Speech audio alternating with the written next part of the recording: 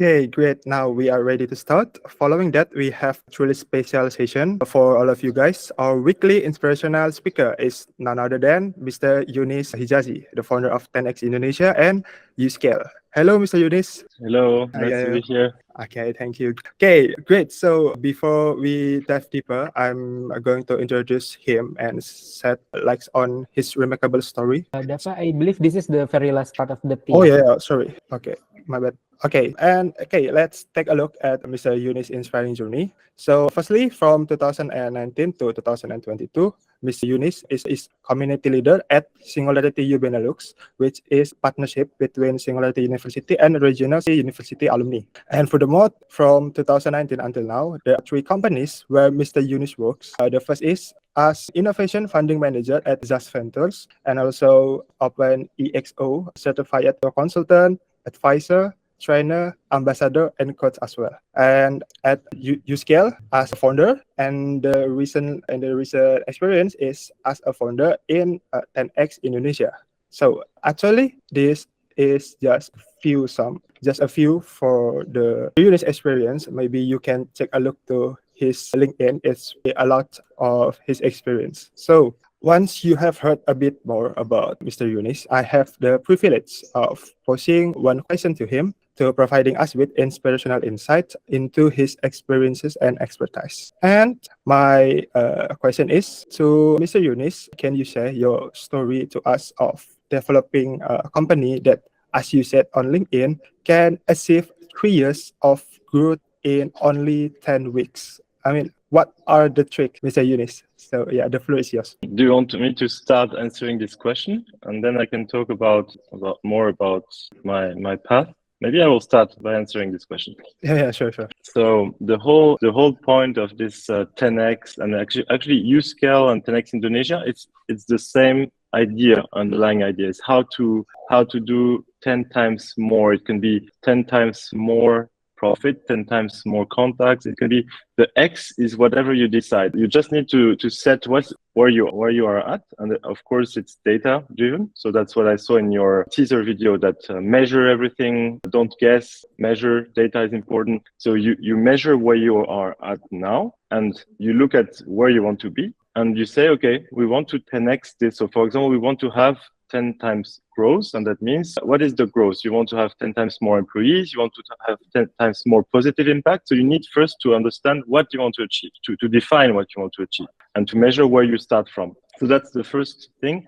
When you say, okay, in 2-3 years, I want to be there, let's set up where we want to be, and then look at where we are now and what do we need to do to achieve this. So what we use for this kind of like becoming future ready, we explain when we do our sprints, our EXO sprints. So we have the concept of exponential organization, that is how to become an exponential organization that performs 10 times better than its competitors. And you have 11 ingredients to become an exponential organization. And I can actually also, I have a presentation, I can just share one slide which explains which are the ingredients. You transform into an exponential organization, and you do a sprint, a 10-week sprint, which completely changes the way you work. So it's like you integrate agile, you integrate lean startup methodology, you transform people, and this is the trick. The trick is that all transformation is the transformation of people. Whatever tools you have, if you don't use the tool, if you just have tools, it's nice, but if you don't use them and you don't change the way you work, you continue to work the same way because you say, I've been working 20 years like that, it doesn't work. You need to transform people. And doing a 10-week sprint where you go from linear organization to exponential organization, you transform people in your organization through small teams. We have teams of 5-6 people, and we have usually 2 teams that work on the core business model. So you have always, what we do is we have 2 tracks. We start with the core business model, how you can optimize your existing business model with exponential technologies, how you integrate artificial intelligence, robotics, drones, all the technologies that are now exploding, so the converging exponential technologies, and how you look at the trends and you integrate the trends so that instead of always reacting, you get future ready, you get prepared for whatever comes next. You become more resilient. So this is one track.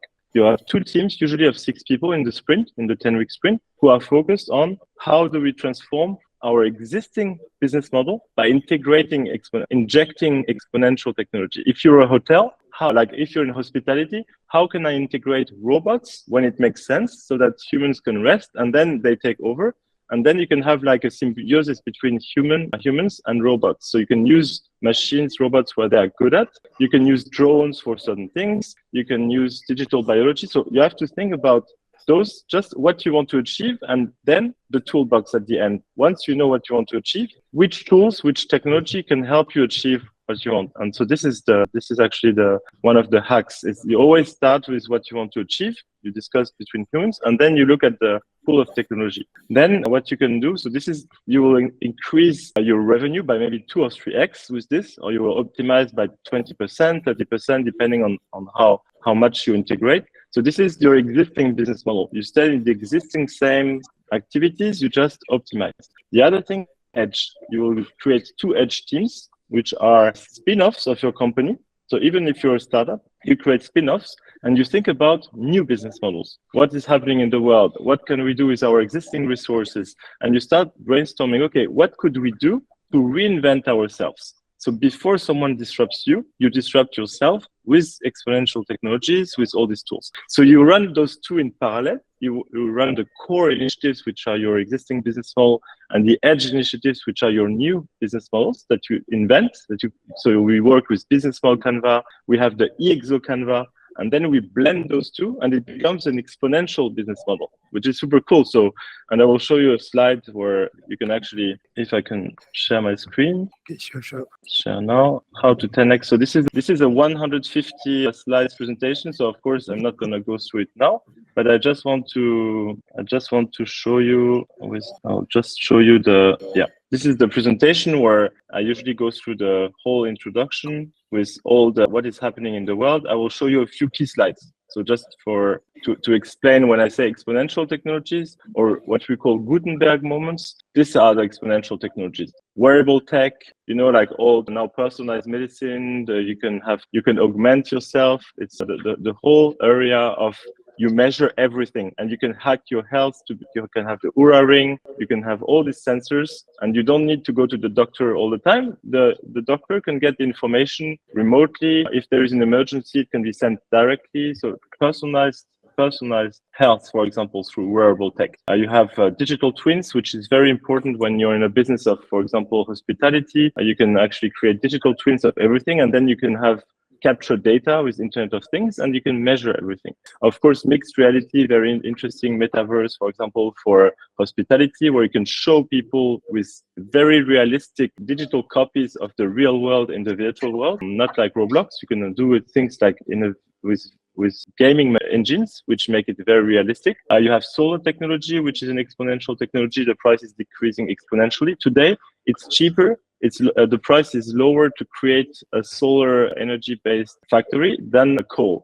So today, there is no more incentive to continue with coal and to continue with those heavy industries. Solar has a lower price today already. You have all these technologies: cloud, microbiome, blockchain, robotics, AI, of course. So those are all happening at the same time. Then I will show you just a few other slides. Now we say that the next plus 1 billion plus company will be 3 humans plus an army of robots, generative AI bots, and maybe robots later. And you just need a visionary CEO, a product leader, and operations leader, and that's it. The rest is just AI robots. So this is happening, this can happen very soon. The next billion plus company with just 3 people, with those 3 profiles. So here, we explain how when you digitize, everything becomes like you're on track to exponential. Here, don't be the next Kodak. So basically, Kodak went bankrupt at the same time when Instagram was a small startup of 13 employees, acquired for more than 1 billion by Facebook at the time, so now Meta. And the idea is that you need to move from the scarcity mindset to abundance, and you do this through exponential technologies. And then just a few other slides to show you the methodology. So we analyzed this is the Exponential Organization book that I use as reference for all my coaching for these sprints. So by Salim Ismail and Peter Diamandis. So I know Salim very well, and I've interacted a few times with Peter Diamandis. And those are the companies that are our models, not just Google, Airbnb. We have like OpenAI, for example, GitHub. Those are exponential technologies. And we have many also examples in Indonesia of exponential organizations. And I just met last weekend, Andrew from Workmates at Beach Club. And he has 20x his company. He's like amazing what he does, and Bali and Jakarta. So we talk also about those things, 10x, 20x. Those are some of the clients that we worked with. So you see like big brands, we started with Procter & Gamble. We had 3 sprints recently with Siemens Energy. I'm doing now one with an HR company, which is in between like headquartered in Japan, but we work with the entity in the US. So I work with the opposite time zone, which is a bit painful. And here I will show you the methodology. This is basically here summarizing the 11 ingredients to become an exponential organization. You need a massive transformative purpose. This is your North Star that guides you where you want to go. Well, when we started talking, I told you need to start in the future. You build from the future and then you go backwards to what do you do on Monday, like what do you do today. But you start with your plan from the future. You don't build from the past. There is a whole from Dan Sullivan, one of the greatest coaches, business coaches. He says 10x is easier than 2x. To achieve 10 times is easier than 2 times. And it's based on starting from the future, not from the past. And then you have here, you capture the data, you measure, then you transform this with staff on demand. You use community and crowd, algorithms, of course, and AI is very important, generative AI at the moment, to use it, to integrate it.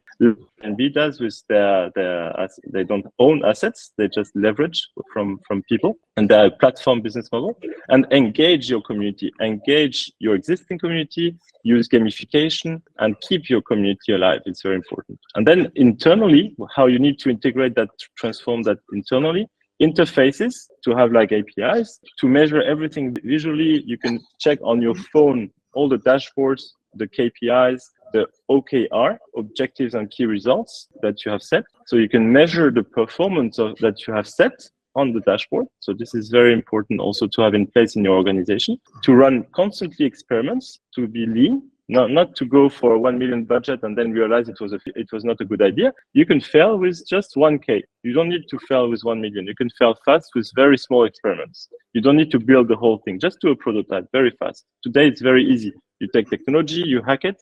That's what we do in the sprints. And then give autonomy. So this is the message for the management of your company. I don't know how you work internally. Give autonomy, empower your employees. This is the best way to achieve the most amazing results. And we have so many data on that, so many like case studies. And use social technologies, of course, internally that you can also use with your clients. And then you become an exponential organization. These are the 11 ingredients. You have the hats here, the MTP, and then you have this is the formula, and then I can another time. Hello, Mr. Yunus.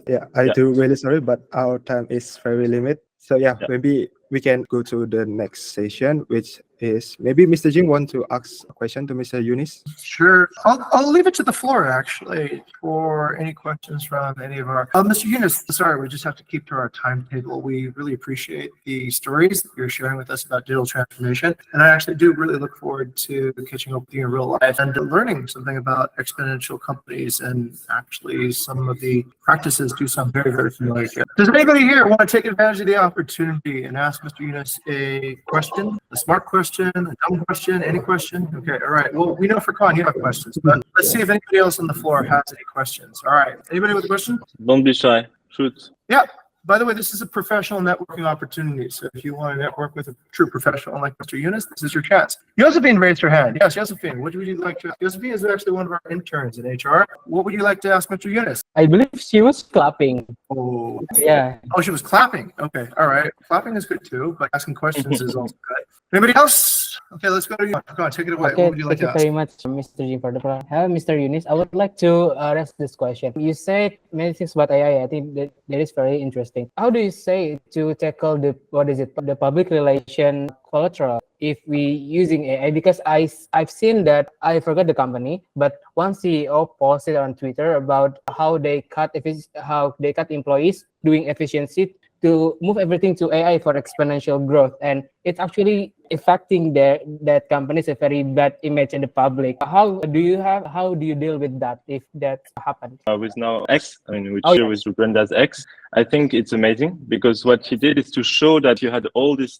people who are just taking advantage of the system, because with technology you can really do a lot with a core like just a few people, you can do a lot. And he demonstrated this by cutting 80 or 90% of the organization with all the noise. He cut through all the noise. So that requires lots of courage to do something like that.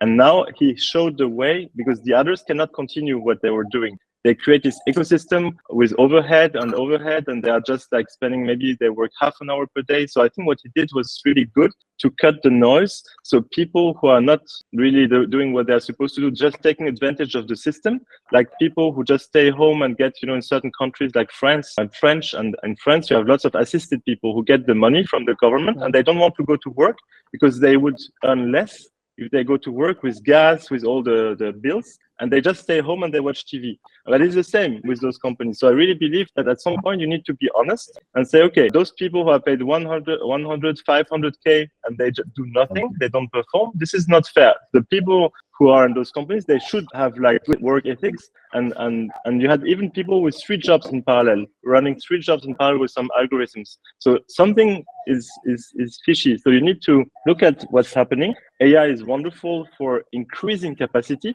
So you need to use AI where it makes sense to be more efficient. So you can save 1 day per week of work when you implement, and that's what I do now with a business partner.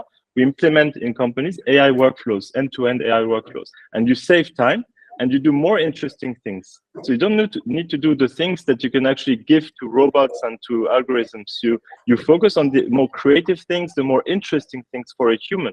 And it shuffles completely all the dynamics between, I talk about human-machine symbiosis. I believe that you should leave the humans for the jobs that are interesting and a good match, and push all the rest to algorithms and robots, and work hand in hand, and have that in your plan to integrate the robots and the AI, the bots, in your organization as friends, as an extension. And now you have companies that have on their website, they put also the roles that they have with machines, with algorithms, with generative AI. They put it on their website. I think this should be the way forward. And I'm not at all afraid. History shows that we increase capacity with technology. We cut only the useless jobs that are not interesting for humans, and we always move forward and we increase the capacity. And that has been shown over and over with technology. And now it's just accelerating. That's all. But you shouldn't be afraid of technology. You shouldn't be afraid of AI. If, of course, in parallel, we have people who care about the ethics and we do things in a certain way. This is very important that we have safeguards. But as long as we have these safeguards, we should not be afraid. You should empower technology. Otherwise, if you don't do it and your competitor does, you're just out of the game in just 1 or 2 years. So anyway, you have to do it. Okay, I like it. Thank you very much, Mr. Yunus. I'd like to catch up more with you to follow up on my questions, but I think the time is limited here, so I would like to get back to give the floor back to Daphnis. Okay, thank you to Kak Furqan for the question, and thank you for answering the question, Mr. Yunus. Maybe we still want to know more about Mr. Yunus, but we have limited time here and need to move on to the next segment. Thank you so much, Mr. Yunus, for sharing your inspirational stories and experiences with all of us. We will continue to the next segment. For Mr. Yunus, if you have some urgent matters right now, you can leave this meeting, or maybe you want to stay here and see the rest of our agenda. So we'll be moving on to our next segment, which will be moderated by my friend Dinda. Without further ado, I'd like to hand over to Dinda. Dinda, the floor is yours. Okay, thank you, Dava. Okay, so can you move to all hands, please? Dinda, I think Mr. Jing has presented the share screen, so I think you should call him directly. Okay, Mr. Jing, time to present your presentation. Time is yours.